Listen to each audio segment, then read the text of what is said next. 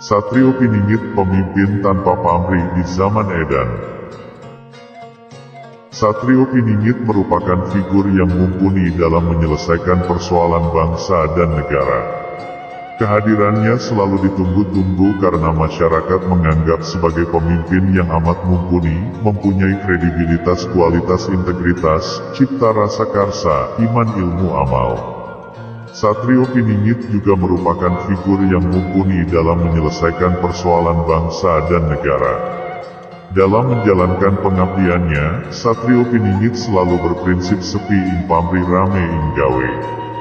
Kelak akan terwujud negara Indonesia yang adil makmur, gemah ripah loh jinawe, tata temprem karto raharja atau gemah, ripah, repeh, rapi. Nusantara perlu dipimpin oleh tokoh yang tangguh, terampil cekatan, merakyat serta selalu berpegang teguh pada nilai kebenaran dan keadilan. Sejarah nasional telah mencatat nama harum yang telah mewariskan nilai kepemimpinan. Tokoh-tokoh besar di kawasan Nusantara yang sukses sebagai pemimpin perlu dicatat dengan tinta emas. Misalnya Sri Baduga Maharaja Prabu Siliwangi di Kerajaan Pajajaran, Raya Airlangga yang telah memerintah di Keraton Kahuripan, Prabu Jayabaya berhasil memakmurkan Keraton Kediri, Prabu Hayam Wuruk membawa kejayaan Majapahit, Pati Gajah Mada yang menjabat sebagai Perdana Menteri berhasil mempersatukan Nusantara di bawah panji-panji Kerajaan Majapahit. Mereka dikatakan sebagai Satrio Piningit yang telah mengabdikan dirinya kepada nusa dan bangsa. Lalu bagaimana sosok historis Satrio Piningit pada era sekarang ini? Menurut ramalan Jayabaya, sang Satrio akan timbul dengan ciri-ciri tertentu, yaitu sebagai berikut. 1. Dewa berbadan manusia. Akan ada dewa tampil berbadan manusia, berparas seperti Batara Kresna, berwatak seperti Baladewa, dan bersenjata Trisula Weda. Satrio Piningit berwujud seperti manusia biasa, tetapi sejatinya ia adalah dewa. Untuk mengetahui sejatinya seseorang tidaklah mudah, kecuali sesamanya atau lebih tinggi derajatnya. Itulah yang menyebabkan Satrio Piningit tidak mudah dikenali.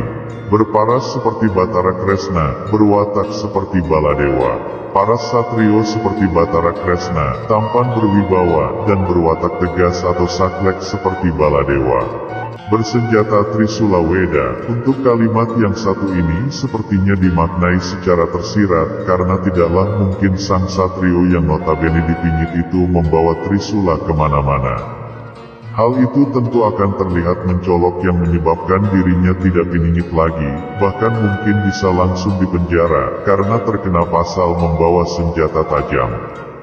Dalam pemaknaan Trisula Weda, secara garis besar bisa dimaknai tiga menjadi satu, seperti ilmu, amal dan iman, bumi, langit dan isinya, kiri, kanan, tengah, benar, jejak, dan jujur, atau apapun yang secara filsafat mengandung makna tiga menjadi satu.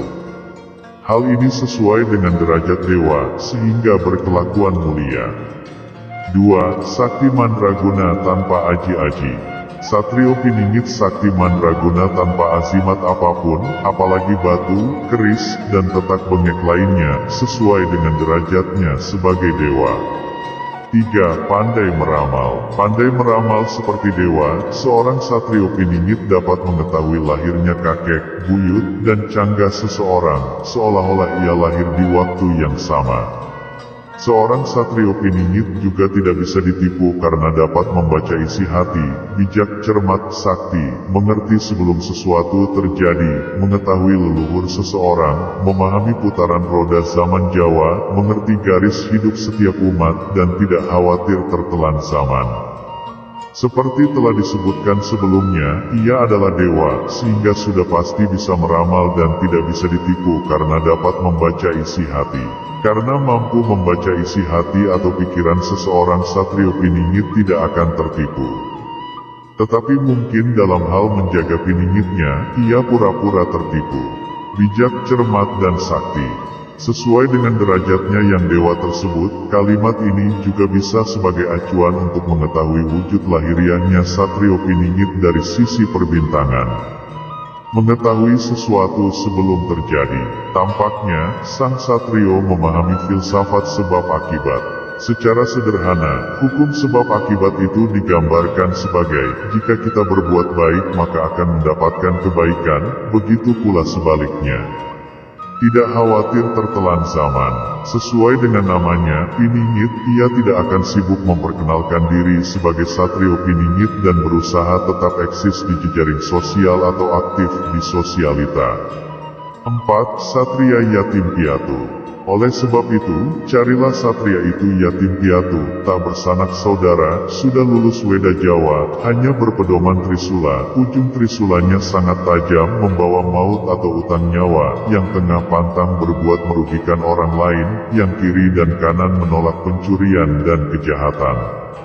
Oleh sebab itu, carilah satria itu yatim piatu tak bersanak saudara berarti, kalimat ini diartikan secara tersirat sesuai dengan derajatnya para dewa, dan juga mengarahkan pada kelakuannya yang tidak membeda-bedakan mana kakak, adik, atau bukan. Dengan kata lain, satrio Piningit selalu berbuat adil. Ujung trisulanya tajam membawa maut atau utang nyawa, yang tengah pantang berbuat merugikan orang lain, yang kiri dan kanan menolak pencurian dan kejahatan. Sesuai dengan analisa, trisula ini merupakan kelakuan atau perbuatan dari satrio itu sendiri. 5. Suka bercanda atau senang menggoda dan minta secara nista. Senang menggoda bisa diartikan genit atau suka bercanda. Sedangkan kalimat minta secara nista adalah bagian dari candaan ataupun godaannya. 6. Mampu menerangkan. Dengan kemampuannya, segala sesuatu yang bayang-bayang atau tidak jelas atau tersamar atau tersembunyi, akan menjadi terang. Sesuai dengan zaman sekarang ini, banyak sejarah dihapus atau diselewengkan atau dibelokkan, sehingga kita kehilangan jati diri. Sepertinya hanya satrio Piningit yang mampu meluruskan sejarah kita. 7. Mampu memberi petunjuk. Dengan mudah satrio Piningit dapat memberi petunjuk arti dan makna dari ramalan Jayabaya ini.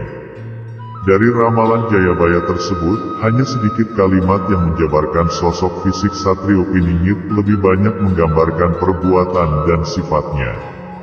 Sebab sosok ini masih piningit atau tersembunyi atau dirahasiakan.